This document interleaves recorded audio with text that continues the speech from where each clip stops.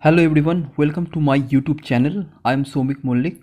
I hope you are all doing well. So today I am here with another new mock test which is on mixed question. In this mock test we are having 15 questions and each question is having 1 mark. So without any delay, let's start. So the first question is, in case of flexible pavement design, the necessary guide is option A CBR, option B Poisson's ratio, option C strength of concrete, option D Young's modulus. So the right answer for this question is CBR. It means California bearing ratio. Second question is, a coarse grained soil has a void ratio 0.75 and specific gravity 2.75. The critical gradient at which quicksand condition occurs is option A 0.25, option B 0.75, option C 0.5, option D 1. So the right answer for this question is option D 1. Here is the solution of question number 2. As already given in the question that the soil is coarse grained soil and which void ratio is 0.75 and specific gravity also mentioned which is 2.75. So we have to find out the critical gradient at which quicksand condition occurs. So the formula of critical hydraulic gradient, which is G minus 1 by 1 plus E, this is very familiar to us, and if we substitute the value in this formula we can easily get the value of critical hydraulic gradient, which is 1. Right. Question number 3. A solid construction put across the river to raise its water level and divert the water into the canal is called option A dam, option B barrage, option C weir, option D groin. So the right answer for this question is option C weir. Question number 4. Dry volume of cement, sand and stone chips in 10 m³ of concrete mix is option A 2.25 is to 4.5 is to 9, option B 1.6 is to 4.8 is to 9.6, option C 1 is to 5 is to 10, option D 3.9 is to 3.9 is to 7.8.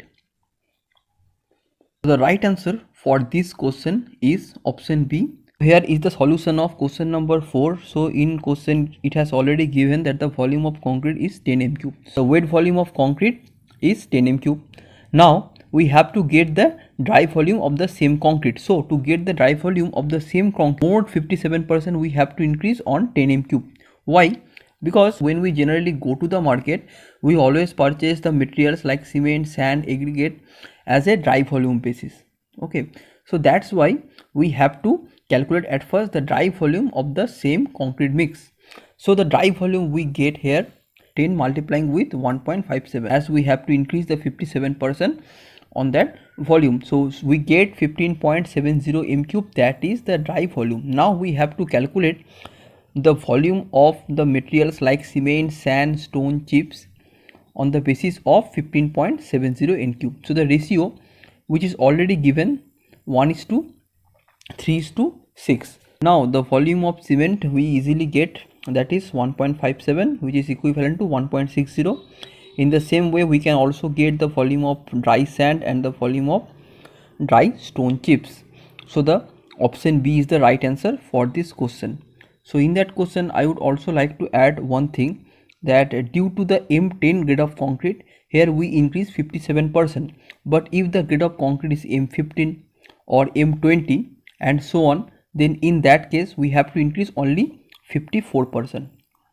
So instead of 57%, on those cases we have to increase 54%. Next question, rivet value is equal to option A strength of rivet in single or double sharing, option B strength of rivet in bearing value, option C minimum value obtained in option A and option B, option D maximum value obtained in option A and option B. So the right answer for this question is minimum value obtained in option A and option B. Question number 6. Main ingredient of a good quality brick earth is option A magnesia, option B silica, option C lime and option D alumina. Right answer for this question is option B silica, because the percentage of silica in good brick earth is generally 50 to 60%. So the main ingredient means the ingredient which is in higher percentage. Question number 7. On the recommendation of Nagpur conference, minimum width of village road may be option A 2.45 meter, option B 2.75 meter, option C 3.66 meter, option D 4.9 meter. So the right answer for this question is option A 2.45 meter. Next question, chlorine demand of water is equal to option A applied chlorine, option B residual chlorine, option C sum of applied and residual chlorine, option D difference of applied and residual chlorine. So the right answer for this question is option D, difference of applied and residual chlorine. Question number 9. In water-bound macadam roads, the binding material is option A sand, option B stone dust, option C cement, option D brick dust. Right answer is option B, stone dust. You have to remember also one thing, that when it comes to gravel road, at that time the binding material is clay. Next question, the trap used for water closet is option A gully trap, option B P trap, option C intercepting trap, option D anti-siphon. Right answer is P trap. Question number 11, spacing of stirrups in rectangular beam is option A keep constant throughout the length, option B decreased towards center of the beam, option C increased at ends of the beam, option D increased at center of the beam. So the right answer for this question is option D, increased at center of the beam. So as we already know, the spacing of stirrup in rectangular beam is increased at center of the beam. So here in this diagram you can see that here I have taken a simply supported beam which carries an UDL load throughout its span. So here it is the shear force diagram of that particular beam. We have already learned in our college days that how to draw a shear force diagram. So in that diagram it is clearly showing here that at support the shear force is maximum and at center shear force is 0. Now what is the stirrup? So stirrup is a shear reinforcement. So when the shear force is maximum at that portion, we have to provide more shear reinforcement, like we have to provide more stirrup, and at the portion where shear force is minimum or 0, at that case we have to provide minimum shear reinforcement. So to provide a more shear reinforcement or stirrup, we have to decrease the spacing so that we can increase the number of stirrup there. So that's why at support you can see the spacing of stirrup is less, but at the center the spacing of stirrup is more, so the number of stirrup is also less. I hope now it is clear to you why we need to increase the spacing of stirrup at the center of the beam and why we need to decrease the spacing of the stirrup at the support of the beam. Question number 12, value of Rankine's constant alpha for determination of crippling load for mild steel is option A 1 by 9000, option B 1 by 7500, option C 1 by 1600, option D 1 by 750. The right answer for this question is option B 1 by 7500. Here is the chart of Rankine's constant value for various type of material. For wrought iron it is 1 by 9000, for cast iron it is 1 by 1600, for timber 1 by 750, and for mild steel 1 by 7500, which is already given in the question. Where we have to use the Rankine's constant. So Rankine's constant we generally use in the Rankine's formula.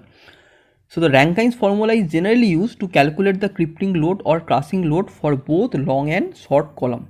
So to find out the crushing load of a particular column which is either long or short, the formula is P equal to Fc into A by 1 plus alpha into L by K whole square. Fc is the crushing stress, A means cross sectional area, and the alpha means the Rankine's constant, L by K is the slenderness ratio, where L is the length and K is the radius of gyration. Question number 30, ability of building materials to endure alternate wet and dry conditions for a long period with at considerable deformation and loss of mechanical strength is called option A frost resistance, option B heat resistance, option C weathering resistance, option D material resistance.